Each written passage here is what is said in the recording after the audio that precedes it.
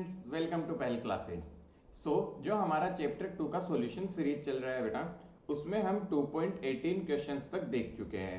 इसमें मैं आपको एडिशनल के क्वेश्चंस भी सॉल्व करके बता रहा हूं ताकि आप सारे क्वेश्चंस बहुत अच्छे से प्रैक्टिस कर ले और हमारा कंसेप्चुअल क्लियरिटी बहुत अच्छी हो जाए। एनसीईआरटी के एडिशनल क्वेश्चन काफी अच्छे होते हैं कंसेप्ट बिल्ड करने के लिए, तो आपको ये मेरी जनरल सजेशन है, जरूर करना चाहिए एनसीईआरटी के एडिशनल क्वेश्चंस। जनरली करवाए नहीं जाते हैं, बट करोगे तो दो बातें होगी। एक तो फिजिक्स में आपके मोर देन 95 पक्का सिक्योर हो जाएंगे, और दूसरी बात आपको कॉम्पिटिटिव एग्जाम्स में भी एक एज मिलेगा इससे, ठीक है। खासकर जेईई मेंस वगैरह तो इनको यूज करती है, तो बहुत इंपॉर्टेंट रहता है। I am Pradeep Kumawat, IITN। Current electricity के लेक्चर्स आपने देखना शुरू कर दिए होंगे बच्चों, साथ में वो भी चल रहे हैं अपने, और इसके साथ ही इलेक्ट्रोस्टैटिक का थ्योरेटिकल पार्ट और न्यूमेरिकल्स वगैरह सारे डन हो चुके हैं, केवल ये एक्सरसाइज बची है। तो आप वो देखें अच्छे से, और कोई डाउट्स हो वो कमेंट सेक्शन में कमेंट करके बताएं। शुरू करते हैं यहाँ से। देखो क्या बोला जा रहा है। If one of the two electrons of H2 molecule is removed we get a hydrogen molecular ion H2+, ठीक है। In the ground state of an H2+, the two protons are separated by roughly 0.15 angstrom. तो यहाँ पे एक rough diagram बना लेते हैं, जो बातें बोली गई है कि बेटा जी क्या बोला गया है हमें कि दो प्रोटॉन्स जो है वो रफली सेपरेटेड है। यहाँ पे एक प्रोटॉन मान लो, यहाँ पे एक प्रोटॉन मान लो, दोनों के बीच की दूरी कितनी दी है हमें, ये दे दी हमें 1.5 एंगस्ट्रॉम, ठीक है। चलिए बहुत अच्छी बात है, 1.5 एंगस्ट्रॉम के बराबर ये डिस्टेंस दे दी हमें। नेक्स्ट देखो अब, एंड द इलेक्ट्रॉन इज रफली 1 एंगस्ट्रॉम फ्रॉम ईच प्रोटॉन। अच्छा, दोनों प्रोटॉन से इलेक्ट्रॉन जो है वो कितना दूरी पे है, मान लो यहाँ का ये है इलेक्ट्रॉन, और वो रफली हमें कुछ बोला है कि 1 के दूरी पे है दोनों प्रोटॉन से, ठीक है। वाह भाई, बहुत अच्छी बात, समझ में आ गया। Determine the potential energy of system, specify your choice. अब देखो हमें पोटेंशियल एनर्जी सिस्टम की निकालनी है, तो सबसे पहली बात तो आपको पता होगा ये 3 चार्ज का सिस्टम बन गया। आपने ये क्वेश्चन जरूर किया होगा, सिस्टम ऑफ 3 चार्ज के लिए पोटेंशियल एनर्जी निकालने का। हम चॉइस वही इनफाइनाइट पे ले लेंगे, हम कुछ ज्यादा दिमाग नहीं लगाएंगे। यदि नॉर्मल से चीज केस है तो क्या बोल दोगे बेटा, यहाँ पे आप बोल दोगे कि हमने क्या मान लिया, चॉइस तो कहाँ पे हो गई, u इंफिनिटी इक्वल टू 0 मान लिया। तो इसके लिए हमने डेरिवेशन किया हुआ है फॉर्मूले का। क्या फॉर्मूला होता है, u जो निकालनी है that will be k q1 q2 by r1 plus k q2 q3 by r12 r23 plus k q1 q3 upon r13, ठीक है। ये सारे डेरिवेशंस किए हुए हैं। चलो बढ़िया बात, ये फॉर्मूला आ गया। अच्छा ध्यान दो तो बेटा, आपने पोटेंशियल एनर्जी का वीडियो नहीं देखा तो जरूर देखे, उसमें मैंने 4 पार्टिकल्स की वजह से कैसे निकालते हैं, कैसे शॉर्टकट यूज करते हैं, वो सब कुछ एक्सप्लेन किया है। वीडियो नंबर आप वहां से जरूर देख ले, पोटेंशियल एनर्जी से रिलेटेड है। इवन मल्टीपल चार्ज के लिए कैसे निकालोगे, बिल्कुल शॉर्ट तरीके से, एकदम शॉर्ट ट्रिक से एक्सप्लेन किया हुआ है, तो वहां से आप उसको फॉलो अप कर सकते हैं। यहाँ पे बस अब वैल्यू पुट करना रही है। मैं Q1 इसको बोल देता हूँ, Q2 इसे बोल देता हूं, और Q3 इसे बोल देता हूं। बस अब तो वैल्यूज पुट करते जाओ। देखो k Q1 Q2, k e square upon value कितनी है 1.5 एंगस्ट्रॉम, ठीक है, 10 टू द पावर -10 प्लस इसका और इसका निकाल लूंगा तो बेटा माइनस आएगा, तो माइनस लिख सकता हूं यहाँ पे मैं माइनस के ई स्क्वायर, क्यों, क्योंकि इलेक्ट्रॉन पे चार्ज माइनस ई रहेगा, upon 1 multiply by 10 to the power -10, और अगेन माइनस आएगा माइनस के e square upon 1 multiply by 10 to the power -10। ये माइनस क्यों आया, इलेक्ट्रॉन का चार्ज, इलेक्ट्रॉन पे माइनस ई चार्ज रहेगा, ठीक है। चार्ज के साथ वैल्यू रखते हैं, स्केलर क्वांटिटी होती है पोटेंशियल एनर्जी। अब क्या बचा, अब तो मैनिपुलेशंस बची है, आपको सॉल्व करना है। आई होप आप इसे सॉल्व कर लेंगे, कंसेप्ट क्लियर हो जाना चाहिए। सॉल्व करना तो आसान सी बात है फिर, ठीक है। इसको सॉल्व करके जो भी आंसर आएगा that will be the correct answer of the problem, ठीक है। चलिए आगे बढ़ते हैं। आई होप आपको ये तो 3 पार्टिकल है बेटा, बहुत आसान क्वेश्चन था। मेन तो ये समझने की बात है जो मल्टीपल हो कब कैसे निकाले, तो वो वीडियो जरूर देख ले आप, उससे क्लियरिटी बनेगी आपको, ठीक है। अगला देखो, two charge conducting spheres of radius a and b are connected to each other by a wire. तो देखो सिचुएशन ऐसी कुछ है कि 2 चार्ज कंडक्टिंग स्पेयर्स है, उनको वायर से कनेक्ट किया गया है, ठीक है। मान लो एक की रेडियस है ए, इसको ए बोल देते हैं हम, एक की रेडियस है बी, इसको बी बोल देते हैं, ठीक है। Connected to a wire, what is the ratio of electric fields at the surfaces of 2 spheres. चलो बहुत अच्छी बात, करते हैं सॉल्व। मान लो बेटा इस एक स्पेयर का कैपेसिटेंस है Ca, ठीक है, चार्ज है Qa, इस बी स्पेयर का कैपेसिटेंस है Cb, चार्ज है Qb।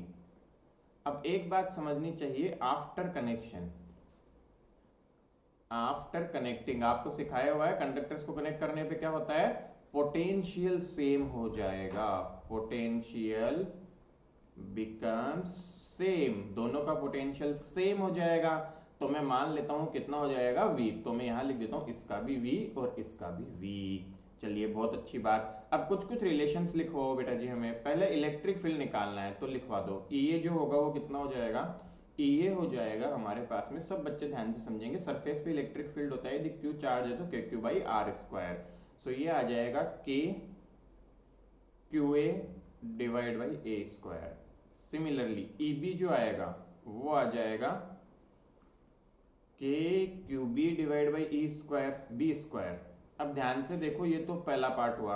अब आप सबको पता है हम यहां से लिख सकते हैं क्या, QA इक्वल टू CAV, ठीक है। तो मैं QA निकाल रहा हूं, फिर QB का भी उसी की तरह लिखूंगा।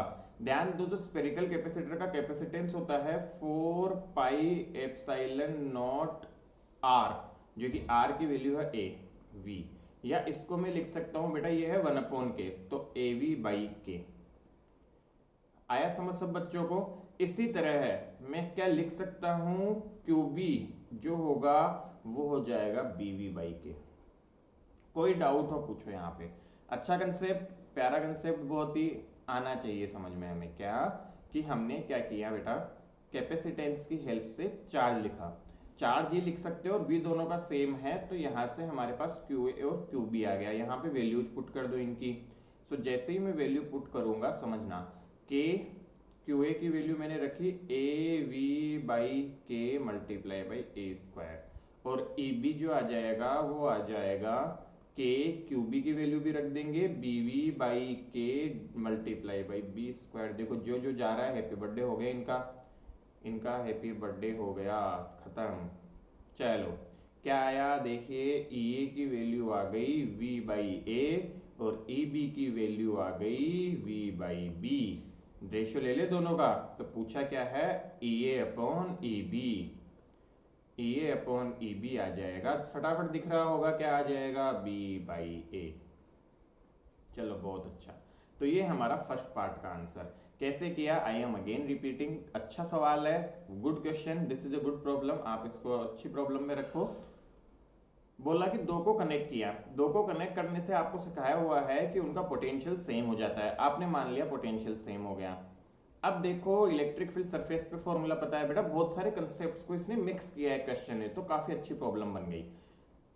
कैपेसिटेंस आप निकाल सकते हैं एक स्पेयर का, 4 पाई एप्सिलॉन नॉट R होता है, या फिर R बाई K आपको सिखाया हुआ है ये भी, वहां से कैपेसिटेंस फाइंड कर लिया।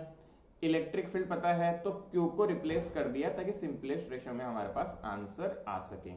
आई होप आपको इतना पार्ट बिल्कुल क्लियर होगा, यहां तक कोई भी प्रॉब्लम या परेशानी नहीं होनी चाहिए, ठीक है। चलिए आगे बढ़ाते हैं कहानी को हमारी। तो EA का फर्स्ट पार्ट का आंसर आपका आ गया है। सेकंड पार्ट देखो, use the result obtain to explain why charge density on the sharp and pointed ends of conductor is higher on its flatter portion. बेटा बहुत अच्छा अगेन कंसेप्ट है, इस कंसेप्ट को ध्यान से देखेंगे सभी बच्चे, मैं यहाँ पे डिस्कस कर रहा हूँ इस पार्ट में ऊपर की तरफ, ठीक है। सो हमें ऐसा बोला गया है बेटा कि स्पेरिकल, पहले समझो इस बात को कि पहले जो है स्पेरिकल कंडक्टर यदि रहता है तो स्पेयर का रेडियस ऑफ कर्वेचर सब पॉइंट्स पे सेम होता है, ROC same at all points, ROC same all points, सभी पॉइंट्स पे स्पेयर का रेडियस ऑफ कर्वेचर सेम होता है। कुछ बातें और डिस्कस करना चाहूंगा बेटा, ये जो आया वो क्या आया ध्यान से देखेंगे, मैं यहाँ पे पहले इससे रिलेटेड बातें कर लूं। सो EA जो आया that is directly proportional to या inversely proportional to 1 by its radius surface पे। और आपको पता है किसी भी कंडक्टर की सरफेस पे, ये भी डेरिवेशन मैंने करवाया है गॉस लॉ की हेल्प से, किसी भी कंडक्टर की सरफेस पे जो इलेक्ट्रिक फील्ड होगा वो इलेक्ट्रिक फील्ड होता है सिग्मा अपॉन एप्सिलॉन नॉट, ठीक है। सो यहां से मैं यदि E को ये रख दूं sigma by epsilon not, so that is proportional to 1 by A। और यहां से मैं बोल सकता हूं कि sigma proportional to 1/a and a is here radius of curvature actually। ठीक है, सो हमें एक बहुत अच्छा कंसेप्ट सीखने को मिला। हमेशा ध्यान रखना है कि सिग्मा जो होता है that is inversely proportional to RC, where RC is the radius of curvature at that point। बहुत अच्छा कंसेप्ट डिस्कस करने जा रहा हूं, ध्यान से समझ लेना। मान लो कि ये कोई कंडक्टिंग सरफेस है, ऐसे कुछ मान लो ना, अजीब सा बन गया बट ठीक है, समझ आ जाएगा। एक सिग्मा यहाँ पे है बेटा, दो सब जगह सिग्मा सेम नहीं होगा। पहली बात ध्यान दो, सिग्मा सेम तब था जब हमारे पास में, ध्यान से सुने, सिग्मा सेम तब था जब स्फेरिकल सरफेस टाइप थी, सिमेट्री थी। तो उस केस में हमारे पास में क्या हुआ कि रेडियस ऑफ कर्वेचर सब जगह का सेम था। लेकिन यहां देखोगे तो रेडियस ऑफ कर्वेचर सेम नहीं है। सेम नहीं है तो यहां मान लो कुछ सिग्मा 1 है, यहां इस शार्प एज पे मान लो सिग्मा 2 है। सो आप क्लियरली देख सकते हैं कि radius of curvature RC 8.2 is very very यहां पे greater than RC radius of curvature.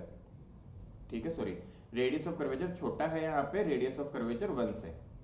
Good, सो यहाँ पे रेडियस ऑफ कर्वेचर क्या है, छोटा है। किसके कंपेयर में, रेडियस ऑफ कर्वेचर से इसके कंपेयर में। साफ दिख रहा है बेटा, यहाँ छोटा शार्प एज है तो रेडियस ऑफ कर्वेचर बहुत क्या होगा, शार्प एज पे रेडियस ऑफ कर्वेचर भी छोटा होगा। बेटा जितना बड़ा स्फेयर लोगे उतनी बड़ी रेडियस होगी, सिंपल सा लॉजिक है ना।